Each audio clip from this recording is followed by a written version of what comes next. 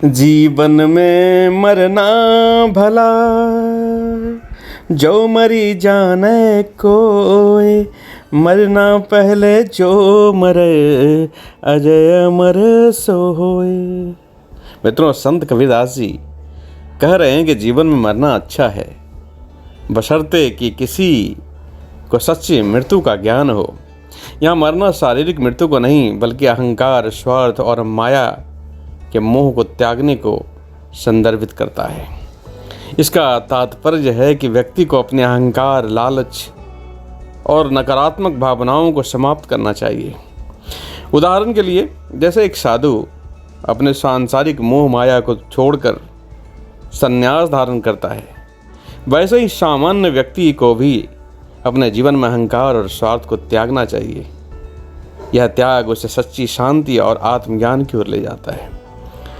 मरना पहले जो मरे, अजय अमर सो होए। कबीरदास जी आगे कहते हैं कि जो व्यक्ति अपने जीवन काल में ही अहंकार, स्वार्थ और मोह को त्याग देता है, वह वास्तव में अजय और अमर हो जाता है।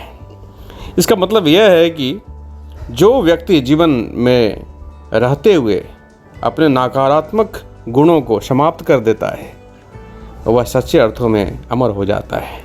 ऐसा व्यक्ति आध्यात्मिक रूप से जागरूक होता है और सच्चे आत्मज्ञान को प्राप्त करता है। अब कुछ और भी उदाहरण आप ले सकते हैं। महात्मा गांधी का जीवन देखें। उन्होंने अपने जीवन में अहिंसा, सत्य और प्रेम का पालन करते हुए अहंकार, लालच और स्वार्थ को त्यागा। उनके आदर्श और उनके कार्य आज भी जीवित हैं और उन्हें उनके कार्य ही अमर बना दिया है। भगवान बुद्ध, सिद्धार्थ गौतम ने राजमहल में ऐश्वर्य को देखा था, लेकिन उन्होंने ऐश्वर्य का त्याग कर आत्मज्ञान की खोज की। उन्होंने अपने अहंकार और सांसारिक इच्छाओं को समाप्त किया और बुद्धत्व को प्राप्त किया। आज उनकी शिक्षाएं अमर है और वे अजय माने जाते हैं। संत कबीरदास जी का जीवन देख लीजिए।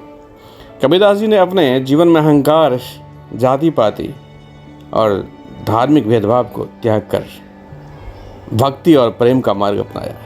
उनकी रचनाएं आज भी लोगों को प्रेरित करती है, उन्हें अमर बना देती है। यही बातें आप और कई संतों में दर्शन कर सकते हैं, जिनको समत्व का भाव, जिनको संसार के सभी को एक समान समझने का भाव, जिस तरह से कबीरदास जी को आज सारा संसार एक अजय और अमर संत के रूप में जानता है, वैसे और भी संत हैं जिनको आप उदाहरण के लिए ले सकते हैं। तो मित्रों, इस दोहे का संदेश हमें यह सिखाता है कि हमें अपने जीवन में अहंकार, स्वार्थ और मोह को त्यागना चाहिए। ऐसा करने से हम सच्चे आत्मज्ञान को प्राप्त कर सकते हैं और आध्यात्मिक रूप से अमर हो सकते हैं। यह दोहा हमें आंतरिक शांति और सच्ची मुक्ति की ओर प्रेरित करता है। धन्यवाद। संत कबीरदास जी के चरणों में प्रणाम। जय सिया राम।